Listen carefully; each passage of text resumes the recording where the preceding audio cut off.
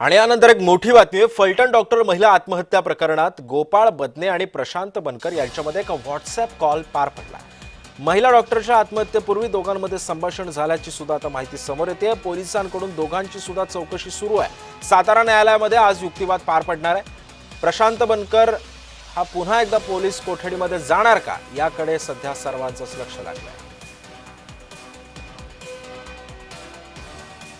आणि या संदर्भामध्ये माहिती देण्यासाठी आमचे प्रतिनिधी प्रकाश शिंदे सध्या आपल्या सोबत आहे। प्रकाश, मला सांगा, दोघांमध्ये या आत्महत्येपूर्वी एक व्हॉट्सअप कॉल झालेला होता। या कॉलमध्ये नेमकं काय संभाषण झालं होतं? पोलिसांकडून या संदर्भातली काही माहिती समोर येते का? नक्कीच काल जे पत्रकार परिषद पार पडली पोलीस एसपींची आणि त्याचबरोबर रुपालीताई चाकणकरची, यामध्ये त्यांनी माहिती दिलेली होती की ही जी आत्महत्या केलेली डॉक्टर आहे यांनी आत्महत्या करण्यापूर्वी प्रशांत बनकर याच्याशी व्हॉट्सअप चॅटिंग केलं होतं, त्याचबरोबर व्हॉट्सअप कॉल सुद्धा केला होता अशी माहिती दिली होती। आणि त्या व्हॉट्सअप नक्कीच प्रकाश, त्यामुळे आता या सगळ्या पार्श्वभूमीवरती नेमकं काय माहिती समोर येते हे सुद्धा पाहणं महत्त्वाचं ठरणार आहे। धन्यवाद आपण दिलेल्या माहितीबद्दल।